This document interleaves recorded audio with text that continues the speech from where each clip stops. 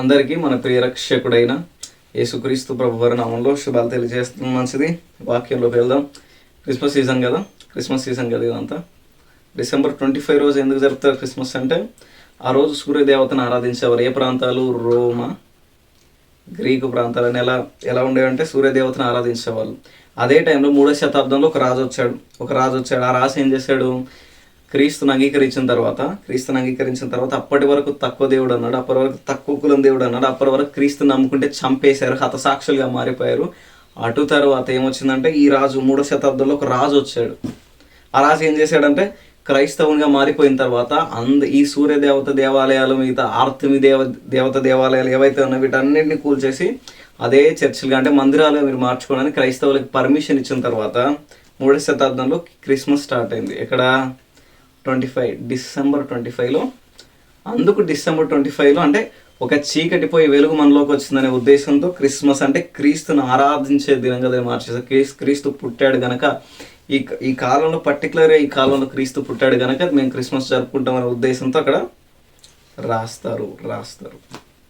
So ఏంటంటే Christmas season క్రీస్తు పుట్టిన కాలం అంటే చూడండి, మనకేమర్థం అవుతుంది అంటే క్రిస్మస్ అంటే మనకందరికి ఏమర్థం అవుతుంది అంటే క్యారల్స్ అర్థమవుతాయి. మనకందరికి ఏమర్థం అవుతుంది అంటే ఈ క్రిస్మస్ అంటే మనకందరికి ఏమర్థం అవుతుంది ఈ క్రిస్మస్ అంటే వెలుగు వెలుగు వెలుగు వెలుగు. యోహాన్ అంటాడుగా, అందుకే అపోస్తల స్టేట్మెంట్స్ చూడండి. వెలుగు అంటే ఒక వెలుగుండను భూమి మీదకి వచ్చి ఆ వెలుగు ప్రతి మనిషిని వెలిగిస్తుంది. ఆ వెలుగు అంటే ఏంటంటే ఒక మనిషిని మనిషిగా మార్చే వెలుగు. ఆ వెలుగు అంటే ఏంటంటే ఒక సత్యాన్ని ఎలాబరేట్ చేసే వెలుగు. ఆ వెలుగు ఏంటంటే ఒక మనిషిని మనిషిగా మార్చి సాటివాన్ని ప్రేమించండి, పొరుగు అని ప్రేమించండి, నిన్ను వాళ్ళని పొరుగు అని ప్రేమించండి అనే వెలుగు. ఆ వెలుగు ఏంటంటే శత్రుని సహితం ఆయుధం లేకుండా శత్రుని సహితం ఆయుధం లేకుండా ప్రేమించండి. ఆ వెలుగు చేసే పని ఏంటంటే మనుషులందరినీ రక్షించాలంటే నిత్య నరక వధను తొలగించి ఆ మనుషుని ప్రతి ఒక్కరిని నిత్య జీవానికి పరలోక రాజ్యానికి వారసులుగా అంటే దత్తపుత్రత్వంలోకి తీసుకొచ్చేదే ఆ వెలుగు. అందుకే అపోస్తల స్టేట్మెంట్స్ చూడండి, వెలుగు అనే పదాన్ని వాడారు. యేసుక్రీస్తు ప్రభువారికి వెలుగు అనే పదాన్ని వాడారు. ఈ వెలుగు ఏం చేస్తుందంట? ప్రతి మనిషికి సత్యాన్ని, స్వేచ్ఛనిస్తుందంట. ఈ వెలుగు ఏం చేస్తుందంట? ప్రతి మనిషిని వెలిగిస్తుందంట. ఈ వెలుగు ఏం చేస్తుందంట? ప్రతి మనిషిని నైతిక విలువలతో మనిషిని నడిపిస్తుందంట. ఈ వెలుగు ఏం చేస్తుందంట? అప్పటి వరకు ఎలా ఉండేవి దేవదాసి వ్యవస్థలను అంటే ఆ రోమా గ్రీకు ప్రాంతాలు మనం చూసాంగా, చరిత్ర చదివాంగా, ఇంతకుముందు ధ్యానం చేసాంగా. ఆ రోమా గ్రీకు ప్రాంతాలు ఎలా ఉండేవి? దేవదాసి వ్యవస్థలకు తొత్తు బానిసలుగా ఉండేవి. ఆర్తమి దేవి విగ్రహ దేవాలయాలు ఎలా ఉండేవి? వీళ్ళందరూ సుఖాన్ని అనుభవిస్తూ అంటే చూడండి, ఆర్తమి దేవి దేవాలయం ఎలా దాని ఆర్కిటెక్ట్ ఎలా ఉంది వివరించాను ఇంతకుముందు. వర్ణరహితం కట్టిన ఆర్కిటెక్ట్ని ఎలా పూజిస్తున్నారు వీళ్ళందరూ కలిసి అంటే అవిధేయతతో, అజ్ఞానంతో, అనైతికతతో, నైపుణ్యం లేకుండా ఇష్టానుసారంగా చెత్త ఎవరంతా ఆ దేవాలయాల్లో చేస్తూ, ఇక్కడ ఆర్తమి దేవాలయాల్లో చేస్తూ వీళ్ళందరూ ఎలా ఉన్నారు? అనైతికతో, అనాగరికతతో, చీకటితో మగ్గుతున్న జీవితాలతో చచ్చుబడిపోయారు. అక్కడే ఆ చచ్చుబడిపోయిన జీవితాలని వెలుగుమయంగా మార్చడానికి ఎవరు వచ్చారు? ఈ క్రీస్తు అంటే చాలా మంది చూడండి, బైబిల్ ఎక్కడి నుంచి చదవాలి అంటారు. ఎక్కడి నుంచి చదవడం ఏంటి? ఆదికాండం అర్థమవుతేనే నిబంధన అర్థమవుతుంది. నిబంధన అర్థమవుతేనే మోసే రావడం అర్థమవుతుంది. మోసే రావడం అర్థమైతేనే యాజకత్వం అర్థమవుతుంది. యాజకత్వం అర్థమవుతేనే బలి అర్థమవుతుంది. బలి అర్థమవుతేనే యేసుక్రీస్తు ప్రభువారు ఎందుకు వచ్చారో అర్థమవుతుంది. యేసుక్రీస్తు ప్రభువారు ఎందుకు వచ్చారో అర్థమైతేనే మన రక్షానికి, మన జీవితానికి పరమార్థం ఏంటో అర్థమవుతుంది. ఎక్కడ చదవడం ఏంటి? బైబిల్ కొత్త బోధలు వచ్చేసి ఈ మధ్యలో ఇక్కడ నుంచి చదవాలి యేసుక్రీస్తు ప్రభుని కాదు. ఆదికాండం నుంచి ప్రకటన గ్రంథం వరకు చదివితేనే ఒక మనిషి ఎందుకు పుట్టాడు, వారి జీవనార్థం ఏంటి, యేసుక్రీస్తు ప్రభువారు ఎందుకు వస్తారు, దేవుడు ఎందుకు కావాలి ఒక మనిషికి, అసలు ఈ బైబిల్ని ఎక్కడి నుంచి చదవాలి, దీంట్లో ఉన్న సారం ఏంటి, దీని బేస్మెంట్స్ ఏంటి, దీని ఎలిమెంట్స్ ఏంటి, దీని హిస్టరీ బేస్ ఏంటి మనకు అర్థమవుతుంది. మత్తయి సువార్తను చదివితేనో ఇంకా వేరే నుంచి చదువుతానో మనకు అర్థమవుతుంది. నేను మళ్ళీ చెప్తాను, గుర్తుపెట్టుకోండి. దీని బేస్ తెలియాలంటే మొదటి నుంచి అంతం వరకు అంటే ఆదికాండం నుంచి అటు పాత నిబంధన నుంచి ఇటు కొత్త నిబంధన చివరి వరకు పర్టికులర్గా చదివితేనే, అర్థం అవుతేనే, ప్రతి పాయింట్కి మనకు బేస్ అర్థమవుతేనే ఈ బైబిల్ అర్థమవుతుంది. అదే చెప్తున్నాను. అలాంటి సమయంలో ఏమైంది?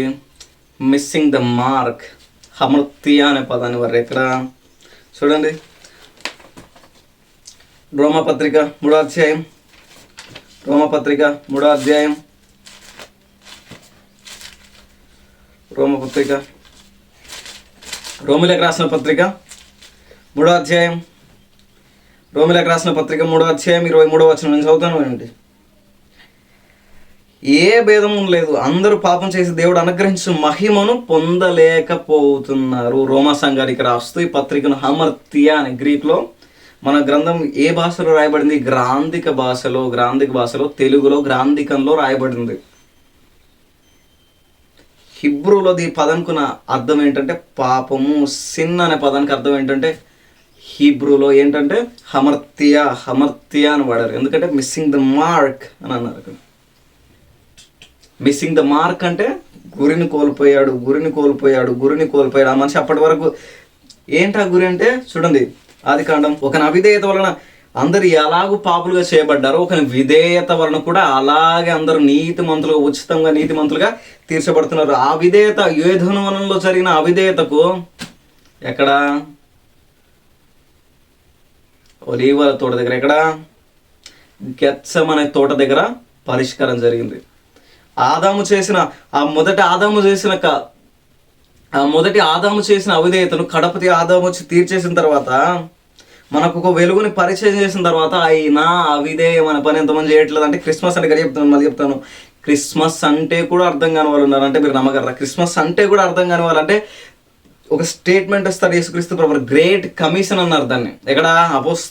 అపోస్తలకి చివరిగా ఆయన వెళ్ళిపోతూ పరలోకానికి మరణించి తిరిగి లేచిన తర్వాత యేసుక్రీస్తు ప్రభు వెళ్ళిపోతూ ఒక ఆజ్ఞని ఇస్తారు. ఏంటి?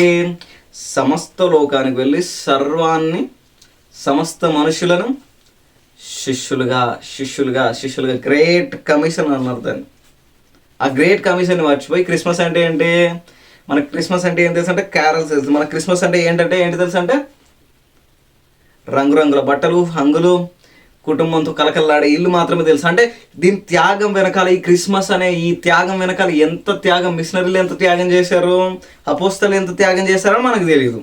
అంటే ఈ క్రిస్మస్ అంటే ఏం తెలుసు అంటే రంగురంగుల బట్టలు, హంగులు, ఇంటిలో హడావిళ్ళు, ఇంటి మీద స్టార్లు మాత్రమే మనకు తెలుసు. అంటే చూడండి, ఈ క్రిస్మస్ అంటేనే మనకు అర్థం కానప్పుడు క్రీస్తు అంటే ఏమర్థం అవుతుంది అంటే, క్రీస్తు అర్థం కానప్పుడు ఈ క్రిస్మస్ చేసి ఏం లాభం? క్రీస్తు అంటే ఆయన వచ్చిన ఉద్దేశం ఏంటి, ఆయన బలి అవ్వడానికి ఉద్దేశం ఏంటి మనకు తెలియనప్పుడు మనం క్రిస్మస్ చేసుకొని ఏం లాభం? మనం క్రిస్మస్లు చేస్తాం, ఆ పండుగలు చేస్తాం, ఈ పండుగలు చేస్తాం, దసరా చేస్తాం, సంక్రాంతి చేస్తాం. అంటే చూడండి, ఈ క్రీస్తు మనకి ఇంకా అర్థం కాలేదు. ఒక్క ముక్క కూడా ఈ క్రీస్తు మనకు అర్థం కాలేదు. ఎందుకు అర్థం కాలేదంటే మనకు తెలియదు. అలాంటి అర్థం కాని వాళ్ళకే, మిస్సింగ్ ద మార్క్, గురి మిస్ అయిన వాళ్ళకే ఆయన గురిగా మారడానికి వచ్చాడు. ఆయన వేగా అంటే ఆయన అంటాడు, I am the way, I am the truth and I am the life అంటాడు. ఆ గురిని గుర్తించడానికి, ఆ గురిని మళ్ళీ ఏదైనా వనంలో కోల్పోయారు. ఈ గురిని చూడండి, అక్కడ ఆదికాండం 1వ అధ్యాయం, ఆదికాండం 1వ అధ్యాయం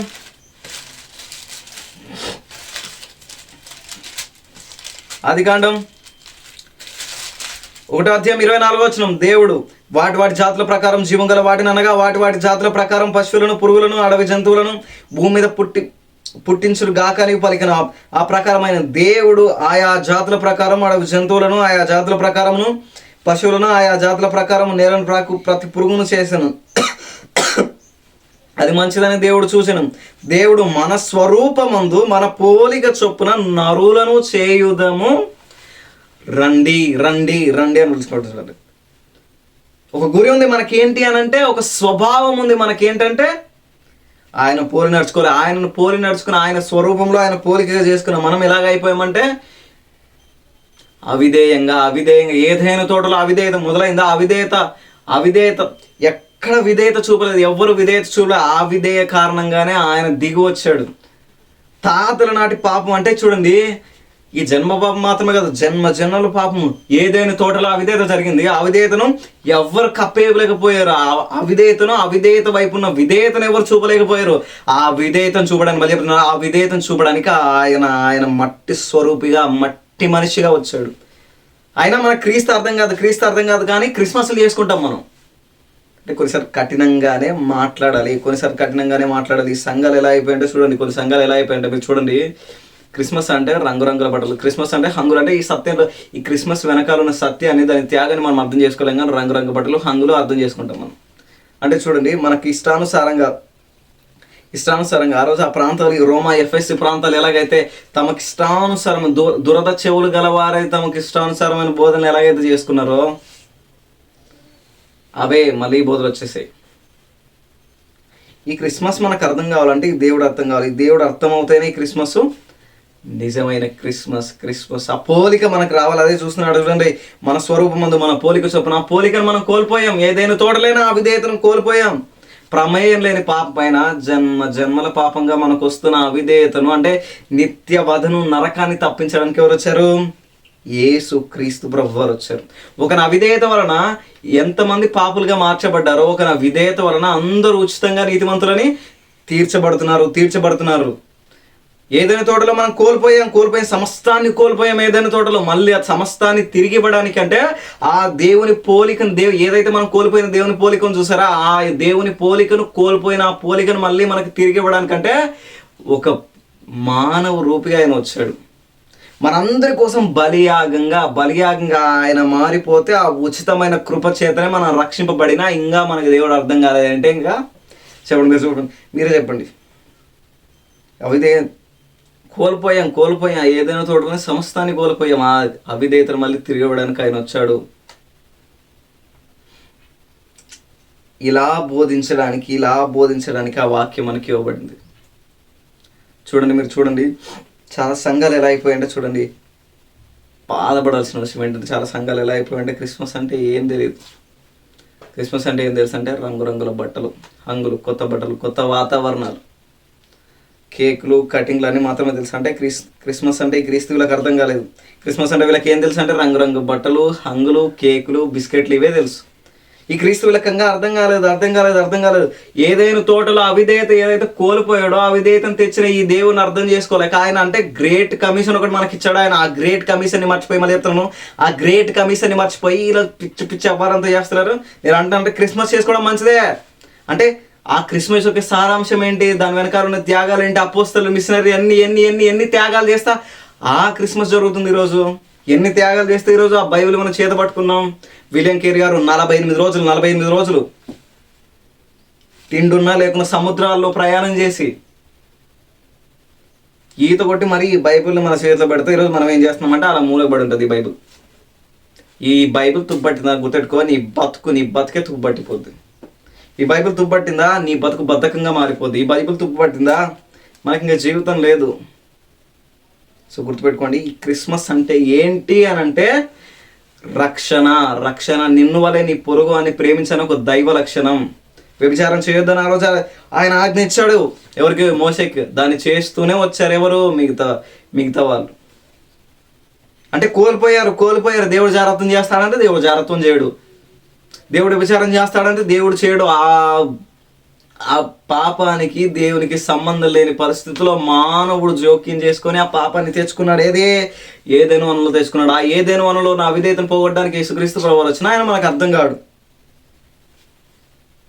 ఆయన చెప్పింది ఏది? మనం దైవ లక్షణాలని కోల్పోయాం, ఆయన రూపాన్ని మనం కోల్పోయినా ఆయన రక్తంతో కడిగాడు ఈరోజు మనం. అంటే ఆ విలువలు తెలుసుకుంటున్నాం మనం. సింపుల్ మరి చెప్తాను, క్రిస్మస్ అనంటే ఏంటి అనంటే రక్షించడం. క్రిస్మస్ అంటే ఏంటి అనంటే సువార్త చెప్పడం. క్రిస్మస్ అంటే ఏంటి అంటే సువార్తని మన జీవితాల నుంచి ఎలాబరేట్ చేయడం. క్రిస్మస్ అంటే ఏంటి అనంటే క్రీస్తు పోలిక మనలో కనబడడం. క్రిస్మస్ అంటే ఏంటి అనంటే బయట వాళ్ళు అడుగుతారు ఈరోజు, క్రిస్మస్ అంటే ఏంట్రా అని అడిగితే ఏం చెప్తున్నావు నువ్వు? క్రిస్మస్ అంటే ఏంటంటే రంగురంగుల బట్టలు, హంగులు. క్రిస్మస్ అంటే ఏంటంటే స్టార్ కట్టుకుంటారా మేము? క్రిస్మస్ అంటే ఏంట్రా అని అంటే కొత్త బట్టలు వేసుకుంటారా మేము అని చెప్తున్నావా? క్రిస్మస్ అంటే ఒక వెలుగు ఉండనా, ఆ వెలుగు వచ్చి ప్రతి మనిషిని వెలుగుస్తున్నా. ఆ వెలుగుని మేము ఎలాబరేట్ చేస్తున్నాం. మనిషిని చంపేసే పరిస్థితిలో ఖడ్గం మాత్రమే ఒక మనిషిని జయిస్తా అనే పరిస్థితిలో ప్రేమతో కూడా జయించవచ్చు ఒక మనిషిని అనే వెలుగును మేము ప్రకటిస్తున్నాం. నిన్ను వల్ల నీ పొరుగువాన్ని ప్రేమించాలనే ఒక వెలుగును మేము ప్రకటిస్తున్నాం. పాపం నుంచి మనిషిని దూరంగా అనైతికతతో చచ్చిన మనిషిని, పాపంతో చచ్చిన మనిషిని బ్రతికిస్తుందిరా నీతితో, ఆయన పరిశుద్ధతతో. పాప భారాన్ని పాప భారాన్ని అంటే ఆ గిల్ట్తోనే చచ్చిపోయారు చాలా మంది. గతంలో చాలా చచ్చిపోయారు ఆ గిల్ట్తోనే. నేను అలా చేశాను ఇలా చేశాను చచ్చిపోయారు. ఆ గిల్ట్ని తీసేయడానికి, ఆ పాప భారాన్ని తీసేయడానికి ఆయన వచ్చాడు రా. అదే వెలుగును మేము ప్రకటిస్తున్నాం రా. అని ఎలాబరేట్ చేయగలుగుతున్నాం అంటే నీ జీవితం నుంచి ఎలాబరేట్ చేయగలుగుతున్నావు ఈ సువార్తను? ఎలాబరేట్ చేయలేరు. ఎందుకంటే తెలియదు, వాక్యం తెలియదు, బైబిల్ తెలియదు, ఇష్టానుసారంగా బతికేయడం. క్రిస్మస్ అంటే ఏదేదో కట్టేయడం, ఇంటి పైన కట్టేయడం, చెప్పండి ఇంకా చాలా ఉన్నాయిగా, రంగురంగుల బట్టలు, హంగులు, ఏదేదో చేస్తాం. క్రిస్మస్ అంటే ఆయన కోరుకుంటున్నాడు ఈరోజు క్రిస్మస్ రోజు రంగురంగుల బట్టలు వేసి నీ దగ్గర లేడు. కానీ దేవుడు మరి చెప్తున్నాను, ఈ క్రీస్తు ఎవరి దగ్గర ఉంటాడంటే రంగురంగుల బట్టలు వేసి నీ దగ్గర లేడు. కోట్ల ధనం ఉన్న దగ్గర నీ దగ్గర లేడు. అలా నువ్వు మందిరంలో అలా చివరిలో పాత బట్టలు వేసుకొని కూర్చుంటారు చూడు, పాత బట్టలు చిరిగిపోయిన సొక్కాలు వేసుకొని కూర్చుంటారు చూడు, వాళ్ళ దగ్గర ఉంటాడు ఈ క్రీస్తు. కోట్ల ధనం ఉన్న నీ దగ్గర లేడు. మంచి బట్టలు వేసుకుని నీ దగ్గర లేడు. లగ్జరీ కార్లో తిరిగే నీ దగ్గర లేడు. కానీ ఈ క్రీస్తు ఎవరి దగ్గర ఉన్నాడంటే మందిరంలో అలా మూలలో చిరిగిపోయిన బట్టలు వేసుకొని తిండి లేక మందిరంలో దేవుని ఆరాధిస్తే చాలా అనుకున్న వాళ్ళ దగ్గర ఉన్నాడు క్రీస్తు. ఇది కదా సువార్త. ఈరోజు దైవజనులు ఎలా అయిపోయారు, డబ్బున్న వాళ్ళ దగ్గర మాట్లాడతారు, డబ్బున్న వాళ్ళ దగ్గర ఇష్టానుసారంగా. అంటే చూడండి, డబ్బున్న వాళ్ళని ఒకలాగా, డబ్బు లేని వాళ్ళు ఒకలా, ఇజ్జాలు ఇంక ఇజ్జాలు మన బతుకుకి. చూడండి సేవకులు ఎలా అయిపోయారు, డబ్బున్న వాళ్ళని ఒకలాగా, డబ్బు లేని వాళ్ళని ఒకలాగా చూస్తే ఇది చాలు ఇంకా దేవుడు మనం తునీకరించేయడానికి, ఇజ్జాలు ఇంకా దేవుడు మనం వదిలేయడానికి, ఇజ్జాలు మనకి ఇంకా పరిశుద్ధాత్మ మనలు వదిలేయడానికి, ఇజ్జాలు మనకి ఇంకా మన సువార్త మన బతికేంటో తెలియడానికి. చూడండి, డబ్బు లేని వాళ్ళని ఒకలాగా, డబ్బున్న వాళ్ళని ఒకలాగా. అంటే హ్యూమన్ సైకాలజీ ఏదో గొప్ప అనుకుంటున్నారా? ఫిలాసఫర్ అయిన అంటే హ్యూమన్ సైకాలజీ సమస్త నెరిగిన మనం సృష్టించిన సమస్త జ్ఞానానికి కేంద్రంగా నిలిచిన క్రీస్తే ప్రేమించండి అని చెప్తుంటే, వీళ్ళేమో పెద్ద మేము సైకాలజీ చదివేసాము, మేము డబ్బున్న వాళ్ళని చూస్తే వాళ్ళు డబ్బులు ఇస్తారు, లేదంటే వీళ్ళు డబ్బులు ఇవ్వరు, లేదంటే వాళ్ళు బాధపడతారు, వీళ్ళు బాధపడతారని చూస్తావా? సమస్త మూలానికి జ్ఞానానికి కేంద్రమైన క్రీస్తు మాట్లాడుతున్నాడు. నిన్ను వలె నీ పొరుగు అని ప్రేమించు. డబ్బున్నా లేకున్నా, ధనమున్నా లేకున్నా, మంచోడా చెడ్డోడా ప్రేమించు. నిన్ను వలె నీ పొరుగు అని ప్రేమించు అని ఎలాబరేట్ చేస్తున్నాడు. ఈ సత్యాన్ని ఎలాబరేట్ చేయడానికి క్రిస్మస్ మనం జరుపుకుంటాం. చూడండి, ఈ క్రిస్మస్ అంటే ఏంటంటే సువార్తను ప్రకటించడం. ఈ క్రిస్మస్ అంటే ఏంటంటే దేవుని నీతిని, రాజ్యాన్ని ప్రకటించడం. ఈ క్రిస్మస్ అంటే ఏంటంటే క్రీస్తుని స్థాపించడం. అది చెప్తున్నాను మళ్ళీ, క్రీస్తును స్థాపించాలి. ఈ క్రిస్మస్కి ఏంటంటే క్రీస్తును వాళ్ళు చెప్తాను, క్రీస్తును స్థాపించాలి. అదే చెప్తున్నాడు చూడండి ఆయన. ఇప్పుడు ఈ క్రీస్తు ఆ గ్రేట్ కమిషన్ దగ్గరికి వెళ్దాం మళ్ళీ ఒకసారి. క్రిస్మస్ అంటే ఏంటి అంటే ఈ రాజు పుట్టిన కారణం ఏంటంటే, ఇంతవరకు ఆ రాజు పుట్టిన కారణం ఏం కోల్పోయాం, ఆయన ఏమి ఇచ్చాడో మనకు ఆ కారణం తెలుసుకుందాం. ఆయన తెలియాలంటే కొందరు నిలబడాలి, ఆయన తెలియాలంటే కొందరు వాక్యం కోసం నిలబడాలి, ఆయన తెలియాలంటే కొందరు దేవుని కోసం నిలబడాలి, ఆయన తెలియాలంటే ఆయన అర్థం కావాలంటే, సామాన్యునికి సహితం ఈ వాక్యం అర్థం కావాలంటే, సామాన్యునికి సహితం ఈ వాక్యం అర్థమయ్యేలా చెప్పే ఒకడు కావాలి. సామాన్యునికి సహితం ఈ వాక్యాన్ని అర్థమయ్యేలా చెప్పే ఒకటి కావాలంటే ఆ సామాన్యుల్లోంచే ఒకటి లేవాలి. అలాంటి సామాన్యుల నుంచి యేసుక్రీస్తు ప్రభువారు ఎలాంటి వాళ్ళని పిలుచుకుంటాడంటే, చూడండి, యేసుక్రీస్తు ప్రభువారు ఎలాంటి వాళ్ళని పిలుచుకుంటాడంటే, జలేతు అనబడిన తీవ్రవాదుని పిలుచుకుంటాడు. ఈ క్రీస్తు ఎలాంటి వాళ్ళని పిలుచుకుంటాడంటే, తినడానికి కూడా దిక్కులేని వాళ్ళని యేసు ఎలాంటి వాళ్ళని పిలుచుకుంటాడు, సమాజంలో గౌరవప్రదం లేని వాళ్ళని ఈ క్రీస్తు పిలుచుకుంటాడు. ఈ క్రీస్తు పిలుచుకుంటాడు ఎలాంటి వాళ్ళని పిలుచుకుంటాడు అంటే, క్రీస్తు అంటే తెలియని వాళ్ళని. ఈ క్రీస్తు ఎలాంటి వాళ్ళని పిలుచుకుంటాడంటే, నాకు ఎవరు లేరు, ఇంకా జీవితం అంతా నాశనం అయిపోయింది, నాకు ఇంకెవరు లేరు, నన్ను అందరూ వదిలేశారన్న అలాంటి వాళ్ళని ఈ క్రీస్తు పిలుచుకుంటాడు. అంటే చూడండి, ఈ క్రీస్తు మనసు ఎలా ఉందంటే మనిషి మనసు పైన ఉంది, కానీ బాహ్య స్వభావం వైపు లేదు క్రీస్తు మనసు. ఈ క్రీస్తు తెలియాలి అని అంటే కొందరు నిలబడాలి. మిస్సింగ్ ద మార్క్, హమర్త్య అనే పదాన్ని వాడాం కదా మనం. హమర్త్య అనే పదాన్ని సిన్ అనే దానికి హమర్త్య అనే పదాన్ని మిస్సింగ్ ద మార్క్ అన్నారు. ఆ మిస్ అయిన మార్క్ని ఇప్పటికీ మిస్ అవుతున్నారంటే మీరు నమ్మగలరా? మనుషుడు మిస్ అవుతున్నాడు. ఆయన నీతి మనకు ఆపాదించబడిన మిస్సింగ్ ద మార్క్ అని అంటున్నారు. ఆ మిస్సింగ్ ద మార్క్ అనే దానికి ఆ రోజు ఆయన వచ్చాడు. ఎప్పుడు? అపోస్తల ఆదిమ సంఘ కాలంలో ఆయన వచ్చాడు. ఈరోజు ఎవరు ఉండాలి అంటే, మరి చెప్తున్నాను, నువ్వే నిలబడాలి.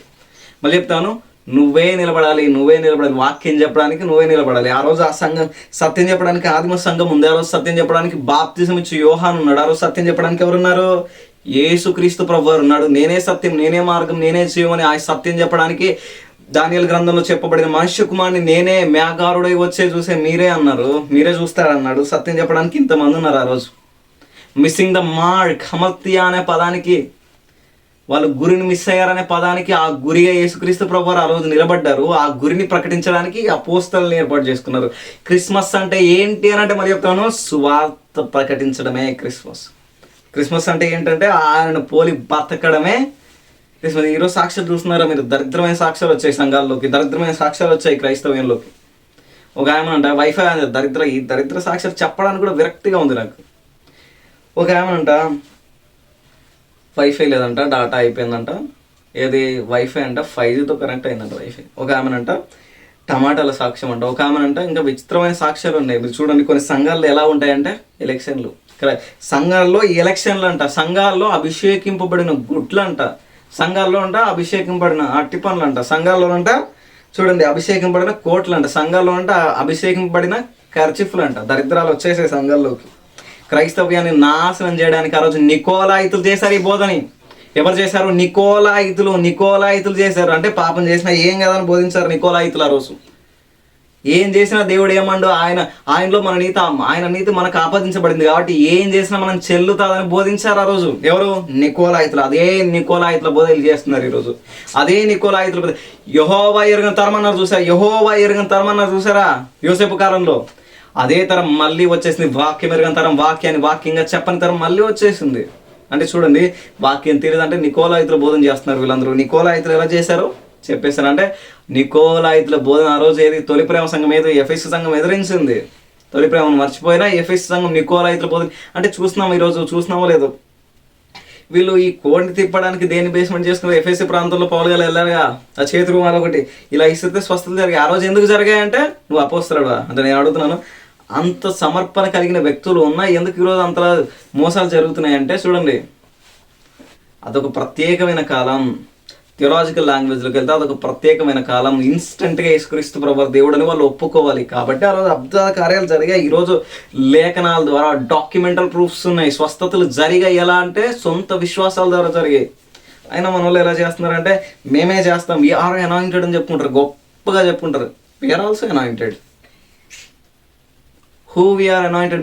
మమ్మల్ని ఎవరు అభిషేకించారంటే నేను అడుగుతా. అంటే చాలా మంది మీరు చూస్తున్నారు, చాలా సంఘాలు ఎలా అంటే అయ్యగారు చేయబడితే అభిషేకింపబడ్డారు, అయ్యగారు అభిషేకిస్తే నేను అడుగుతున్నా. అంటే ఎవరు అభిషేకించేది? అభిషేకించే అర్హత కూడా ఉన్న, అర్హత లేనివాడు కూడా అభిషేకిస్తాడంటే ఏంటి? మనుషులకు అధికారం లేదు. They doesn't have the anointing to they doesn't have the authority to anoint someones. Holy Spirit anointed every once.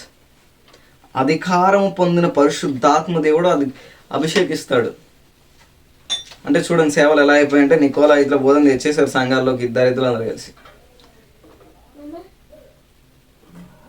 ఈ సంఘానికి సత్యం చెప్పాలి. ఈ క్రిస్మస్కి ఏంటంటే, క్రిస్మస్ అంటే ఏంటి అని అంటే ఒకటే గుర్తుపెట్టుకోండి, గుర్తు సత్యాన్ని ఎలాబరేట్ చేయడం. క్రిస్మస్ అంటే ఏంటంటే క్రీస్తుని ఎలాబరేట్ చేయడం.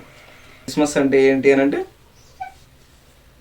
సత్యాన్ని మన జీవితాల్లోంచి ఎలాబరేట్ చేయడం. అంటే చూడండి, ఈ సత్యాన్ని ఎలాబరేట్ చేయడం అంటే ఏంటి? క్రీస్తుని ప్రకటించడం, క్రీస్తు కొరకు నిలబడ్డం. Missing the mark. ప్రతి ఒక్కరి జీవితాలు యేసుక్రీస్తు ప్రభువారు వచ్చినా మళ్ళీ మిస్ అవుతున్నాయి. ఆ మిస్ అయిన దాన్ని సత్యంతో సంధి కుదిర్చి క్రీస్తుని కేంద్రంగా మార్చడానికి, సత్యంతో సంధి కుదిర్చి క్రీస్తుని కేంద్రంగా మార్చడానికి సేవకులు బయలు వెళ్ళారు. ఎవరంటే చూడండి, అపోస్తలులు బయలు వెళ్ళారు, మిషనరీలు బయలు వెళ్ళారు, ప్రవక్తలు బయలు వెళ్ళారు. అప్పటి కాలంలో అరణ్యంలో ఒక శబ్దం వినబడింది. ఎవరిది? బాప్తిజం ఇచ్చి యోహాన్ని చంపేయడానికి చూస్తారు. యోహాన్ని చంపేశారు కూడా. ఈ మహాతల్లి అదే గిఫ్ట్ అడిగిందండి. తరకే గిఫ్ట్ అడిగిన నాకు అర్థం కాదు. డాడ్ లిటిల్ ప్రిన్సెస్లు అండి వీళ్ళందరూ. చెప్తారు అంటే డాడ్ లిటిల్ ప్రిన్సెస్లు వీళ్ళందరూ. అంటే చూడండి, తనకే గిఫ్ట్ అడగడం ఏంటి? బాప్తిజం ఇచ్చి యోహాన్ని గిఫ్ట్ అడిగిందంట. గిఫ్ట్ అడిగిందంటే ఏంటి? నువ్వు చేసిన తప్పురా అయ్యా అని బడికి పగబట్టేశాడు వాడు. నీ అన్న భార్యను ఉంచుకోవద్దురా అని బడికి వాడు పగబట్టేశాడు. తప్పును తప్పుగా చెప్పిన ఈ సమాజం నాశనం చేస్తుంది. గుర్తుపెట్టుకోండి, ఈ సత్యాన్ని సత్యంగా ఎలాబరేట్ చేయాలి. ప్రాణాలు పోయినా పర్లేదు, ఈ క్రీస్తుని ప్రకటించడానికి ముందుకు వెళ్ళండి. అదే క్రిస్మస్. ఈ సత్యాలన్నీ మనకు తెలియకుండా దీని బేస్మెంట్స్, దీని ఎలిమెంట్స్, దీని మూల పాఠాలు, దీని త్యాగం మనకు తెలియకుండా క్రిస్మస్ చేసుకుంటాం అంటే మరి చెప్తున్నాను, దండగా దండగా దండగా, అది చెప్తున్నాను నేను. చూడండి, ఈ సత్యం కోసం, గ్రేట్ కమిషన్ కోసం నిలబడితేనే అనేకులు రక్షింపబడతారు. మిస్ అయిన మార్కును ఆయన సరి చేయగలడు. మిస్ అయిన మార్క్ సమాధానం అంటే అమర్త్య అనే పదాన్ని వాడారుగా, ఆ అమర్త్య మిస్ అయిన మార్క్ అంటే గురి తప్పిన వాళ్ళకి ఆయన గురిగా మారాడు. ఆ గురిని మనం చూపించాలి అంతే. చూడండి, అందుకే గ్రేట్ కమిషన్ ఇచ్చాడు. ఎవరికి? అపోస్తలులకు, యేసుక్రీస్తు ప్రభువు. ఎక్కడ? ఈ 3 ఏవి? 4 సువార్తలు మొత్తం సేమ్గా ఎలాబరేట్ అయ్యే 4 సువార్తల్లో ఇచ్చాడు. సమస్త జనులను నాకు శిష్యులుగా చేయడు. గ్రేట్ కమిషన్ అన్నారు దీన్ని. అంటే నిలబడగలమా? ఇలాంటి సత్యం కోసం మనం నిలబడగలమా అంటే సమాజం చంపుతుంది సత్యం కోసం. మళ్ళీ చెప్తాను, సమాజం ఈ సత్యం కోసం నువ్వు నిలబడ్డావా చంపేస్తుంది. సమాజం ఈ సత్యం కోసం నువ్వు నిలబడ్డావా చంపేస్తుంది. అక్రమ సంబంధాలు పెట్టుకోవద్దురా అంటే సమాజం చంపేస్తుంది. రే తప్పురా ఇలా చేయకూడదురా అంటే చంపేస్తుంది. రే అలా ఓటు రిగ్గింగ్ చేయకూడదురా అంటే చంపేస్తుంది. రే అది అన్యాయం రా, అన్యాయపు సొమ్మురా, అవినీతి కక్కిన కుక్క ఆహారం రాదంటే చంపేస్తుంది ఈ సమాజం. ఆ రోజు బాప్తిజం ఇచ్చి యోహాను నిలబడ్డాడు. ఆ రోజు బాప్తిజం ఇచ్చి యోహాను సత్యం కోసం నిలబడ్డాడు. రే తప్పురా, నీ అన్న భార్యను ఉంచుకోవడం తప్పురా అని చెప్పాడు. ఆ రోజు చంపేశారు, యోహాను చంపేశారు. ఆ తర్వాత అపోస్తలుని చంపేశారు. చిత్ర విచిత్ర హింసలు పెట్టారు. మీకు తెలుసు లేదు? అపోస్తలు బైబిల్ చదివితే కదా ఈ రోజైనా మనకు అర్థమైంది. చిత్ర విచిత్రమైన హింసలు పెట్టి చంపేశారు మిషనరీలనే. కానీ చూడండి, దేనికి రా ఈ సత్యం? ఎందుకు చనిపోయారంటే సత్యం కోసం. ఉన్నట్టుగా రే మనిషిని మనిషిగా మార్చే ఈ సమాజం చంపేస్తుందిరా. రే మనిషిని మనిషిగా, రే ఇది తప్పురా అంటే చంపేస్తుంది. రే అక్రమ సంబంధాలు పెట్టుకోవద్దురా అంటే చంపేస్తుంది. రే ఇది తప్పురా, అవినీతి కక్కిన కుక్క సొమ్మురా ఇదంటే చంపేస్తుంది సమాజం. రే ఇది తప్పురా అంటే చంపేస్తుంది. రే ఇది కరెక్ట్ కాదురా, నువ్వు కరెక్ట్ లేవురా, ఇది దేవునికి ఇష్టానుసారమైన పని కాదు, ఇది మనిషి ప్రేమించుకోవాలరా అంటే సమాజం చంపేస్తుంది. అదే సమాజానికి సత్యం చెప్పడానికి ప్రాణాలు అర్పించైనా సత్యం చెప్పడానికి, సమస్తానికి ఆధారంగా కేంద్రంగా నిలబడడానికి క్రీస్తు వచ్చాడు. సమాజానికి వెలుగులోనికి తీసుకురావడానికి, అప్పటి వరకు పాపానికి తొత్తు బానిసలుగా ఉన్న ఈ సమాజాన్ని సత్యంలోకి వెలుగులోనికి నడిపించడానికి ఎవరు వచ్చారు? యేసుక్రీస్తు ప్రభువు వచ్చారు.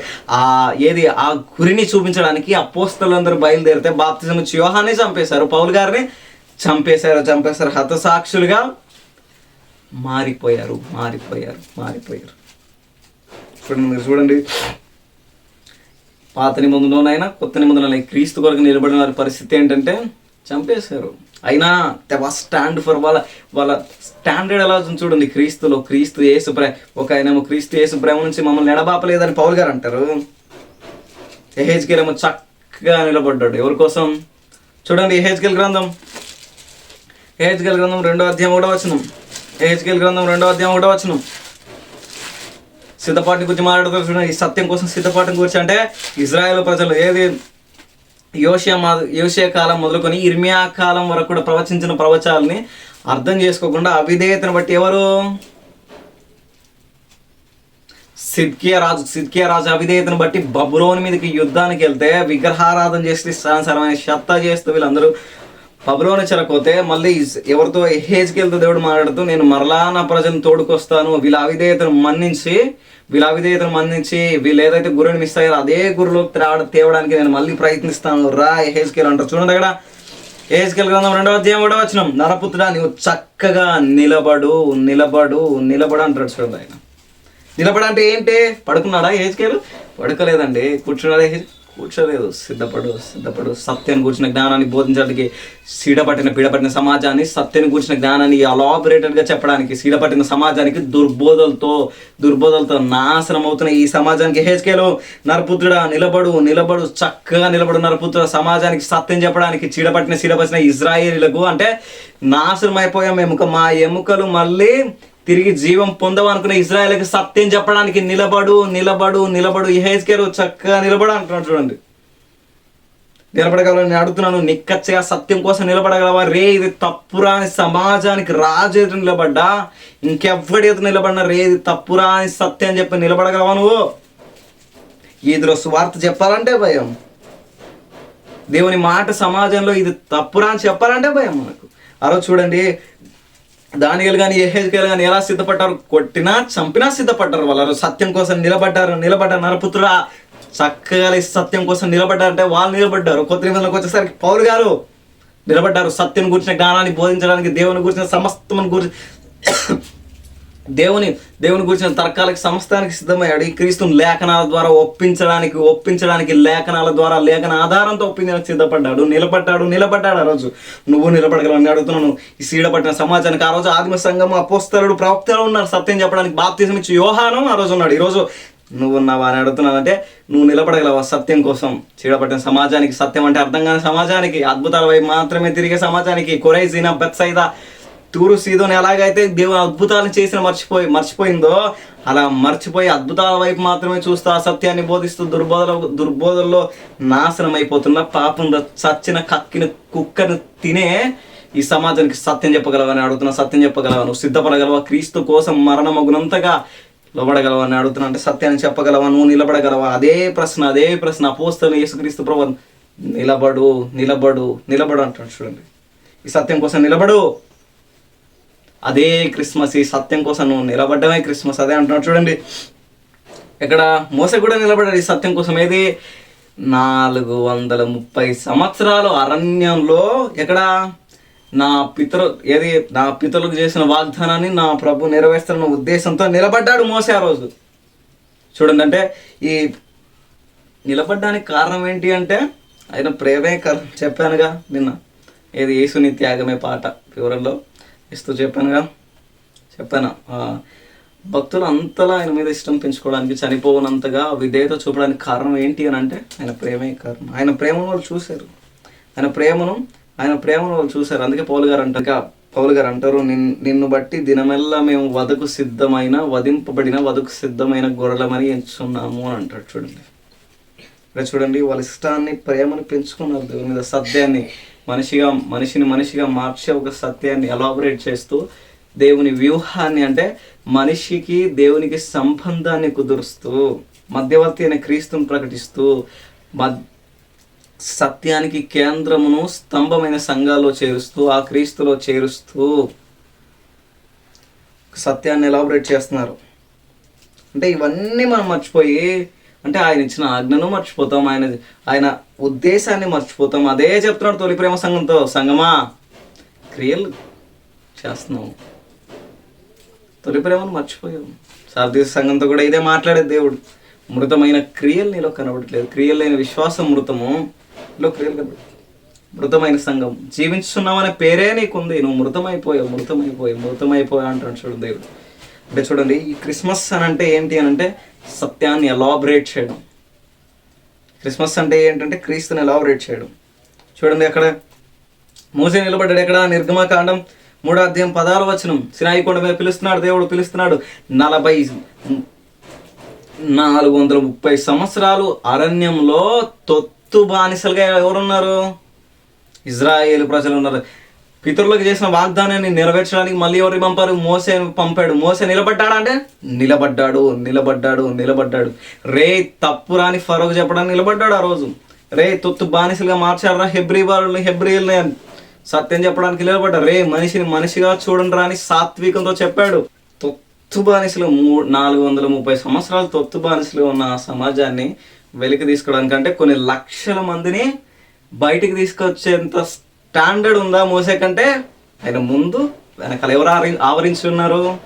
సత్యం కోసం నిలబడిన ఒక వ్యక్తి ముందు ఎవరు ఆవరించి ఉంటారు? ముందు వెనక ఎవరు ఆవరించి ఉంటారు? అతని బిహైండ్ బ్యాక్గ్రౌండ్ ఏమీ లేకుండా ఆయన సత్యం కోసం నిలబడ్డాడు. ఇంత పెద్దోడు ఎలా అయిపోయాడు? సమాజం నాశనం చేస్తుంది కదా, చంపేస్తుంది కదా ఏంటంటే ఆయన ముందు వెనకాల కొన్ని లక్షల మంది జనాంగాన్ని నడిపిస్తున్న మోసే ముందు వెనకాల అంత మరణకరమైన ప్రాంతాల్లో పరిస్థితుల్లో సువార్త చేస్తున్న పౌలు ముందు వెనకాల, దానియేలు సింహబోనులో ముందు వెనకాల. ఎవడు నిలబడ్డాడంటే దూత అన్నారు. ఎవరికి దూత అంటే యెహోవా దూత.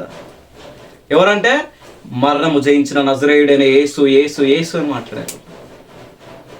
సత్యం కోసం నిలబడితే ఆయన నీతో ఉంటాడు. సమాజం నిన్ను చంపినా సత్యం చెప్పు. అదే చెప్తున్నాను. క్రిస్మస్ అంటే ఏంటంటే సత్యం కోసం నువ్వు నిలబడ్డం. ఈ సత్యం కోసం నిలబడ్డం ఏంటి అని అంటే క్రిస్మస్. ఆ సత్యాన్ని మర్చిపోయి రంగురంగుల బట్టలు, హంగులు, ఇంకేవేవో మనకుంటాయి ఇక. సో అలాంటివి కాకుండా సత్యం కోసం నిలబడాలి మనం. దానియేలు నిలబడ్డారు, ఆ రోజు మోసే నిలబడ్డారు, ఆ రోజు యెహెజ్కేలు నిలబడ్డాడు, నరపుత్రుడు నిలబడంటే వాళ్ళు సత్యం కోసం నిలబడ్డారు. ఆ రోజు పౌలు నిలబడ్డాడు. పౌలు ఏ సత్యం కోసం? క్రీస్తు అనే ప్రస్తుత కాలంలో మనకి ఇవ్వబడిన సత్యమును గూర్చి ప్రాణాలు ఒక్కసారే మనకి ఇవ్వబడిన బోధ నిమిత్తము ప్రాణాలు అర్పించడానికైనా సిద్ధం నిలబడ్డారు. ఈరోజు మనం నిలబడుతున్నాం ఆ సత్యం కోసం. మనమే ఒక సత్యంగా నిలబడుతున్నామా? క్రీస్తు పోలికలతో నిలబడుతున్నాం. ఆ రోజు మిస్ అయిన ఏదేను వనంలో కోల్పోయిన అవిధేయతను బట్టి ఇంకా మనం అక్కడే ఉన్నామా? క్రీస్తులో నూతన సృష్టిగా సృష్టించబడ్డామా? అదే అంటారు చూడండి ఇక్కడ. మళ్ళీ ఈ ఎక్కడ పాత నిబంధనల భక్తులు నిలబడ్డారు, కొత్త నిబంధనలకు వచ్చేసరికి అదే నిలబడు అంటారు చూడండి. భయపడకండి. ఏ పరిస్థితులను చూసి భయపడ్డాడు పేతురు. చూడండి మత్తయి సువార్త 14వ అధ్యాయం, మత్తయి సువార్త 14వ అధ్యాయం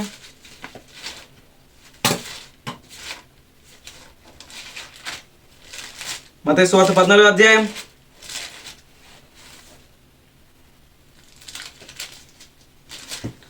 మత్తయి సువార్త 14వ అధ్యాయం మత్తయి సువార్త 14వ అధ్యాయం 25వ వచనం.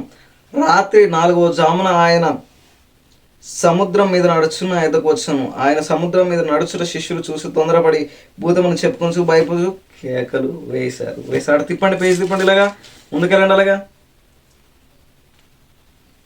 పేతురు, ప్రభువా నీవైతే నీళ్ళ మీద నడిచి నీ యొద్దకు వచ్చుటకు నాకు సెలవిమ్మని ఆయనను ఆయన రమ్మనను. పేతురు దోణ దిగి యేసునొద్దకు వెళ్ళుటకు నీళ్ళ మీద నడిచాను కానీ గాలిని చూచి భయపడి మునిగిపోయాడు. యేసుక్రీస్తు ప్రభువారు వచ్చి అలా చేపట్టుకోరు, లేపుతారు ఎవరిని? పేతురుని. అంటే చూడండి, యేసుక్రీస్తు ప్రభువారిని స్వయంగా చూసిన వాళ్ళకంత విశ్వాసం లేదు.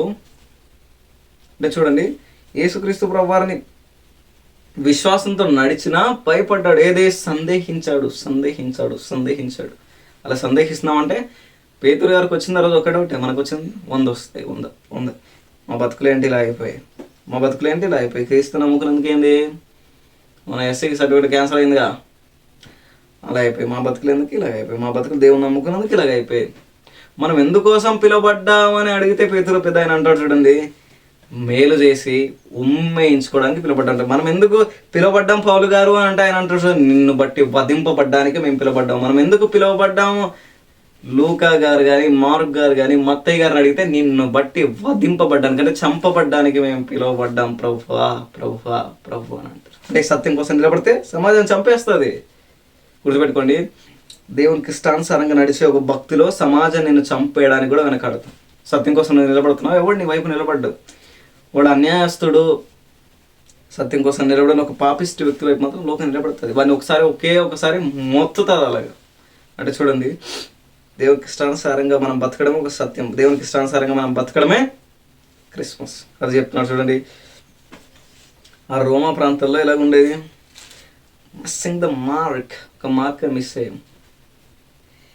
మళ్ళీ ఆయన అంటాడు, క్రీస్తులో దత్తపుత్రత్వాన్ని మనం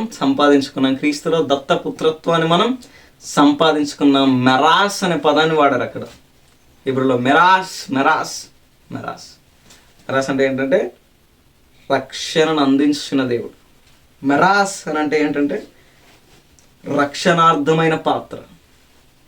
అలా బతుకుతున్నాం మనం ఈరోజు. అంటే ఆ క్రిస్మస్ ఎందుకు చేసుకుంటున్నాం మనం అంటే పండుగ అండి, చేసుకుంటామండి. మేము ఆ పండుగలు చేస్తామండి, మేము ఈ పండుగలు చేస్తామండి.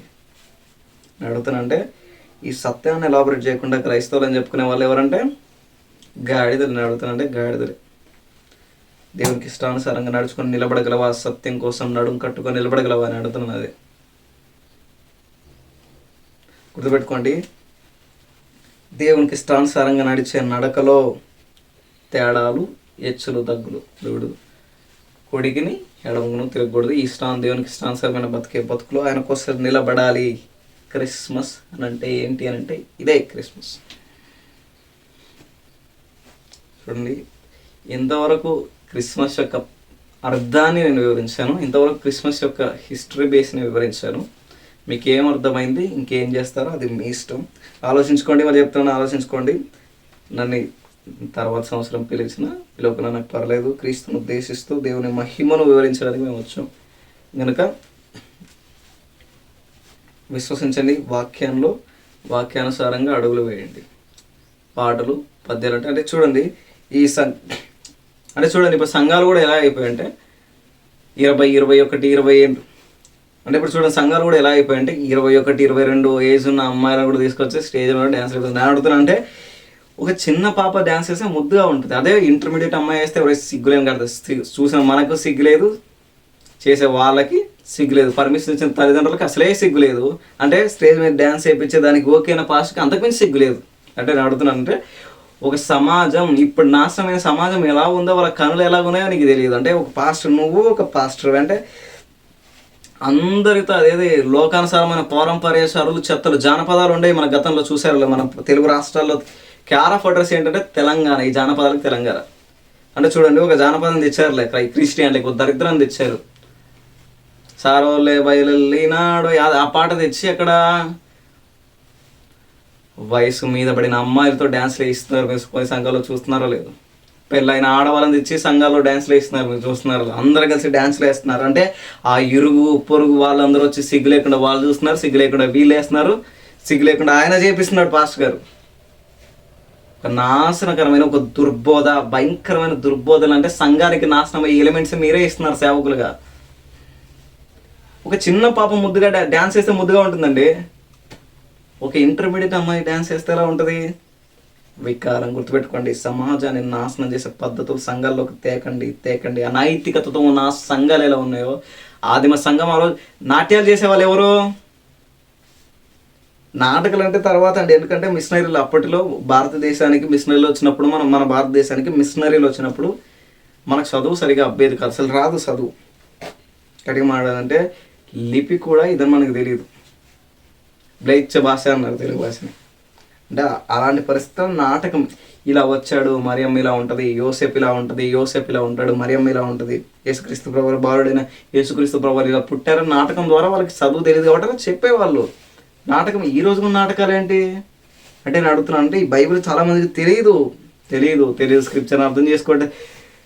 ఖండితంగా అపోస్తల బోధ ఎలా ఉండేది? ఖండితంగా ఉండేది. వాక్యాన్ని గురించి, పాపాన్ని గురించి, దేవుని వ్యూహాన్ని గురించి, దేవుని ఆలోచన గురించి, రక్తం ఇచ్చి సంపాదించే సంఘం విలువను గురించి దేవుని వాక్యం ఖండితంగా ఉంటుంది. అలాంటి దేవుని వాక్యాన్ని మనం నెగలెక్ట్ చేస్తాం. నెగలెక్ట్ అన్నారు దాన్ని, నెగ్లెక్ట్ చేస్తాం. అలాంటివి గుర్తుపెట్టుకోండి. అలాంటివి వ్యవహారాలు సంగతి తాకండి. చిన్నపిల్లలు డ్యాన్స్ చేస్తే ముద్దుగా ఉంటుందండి. దేవునికి ఇష్టానుసారంగా దేవునికి మహిమ తెచ్చే విషయాల్లో ఇవి కొన్ని చాలా సంఘాల్లో అంటే జరుగుతాయి. మన సంఘంలో జరగవు. అది నేను విన్నాను, బ్రదర్ చెప్పాడులే. దేవునికి మహిమ కలుగును గాక. ఈ చిన్న వాక్యాన్ని దేవుడు దీవించును గాక. ఆమేన్.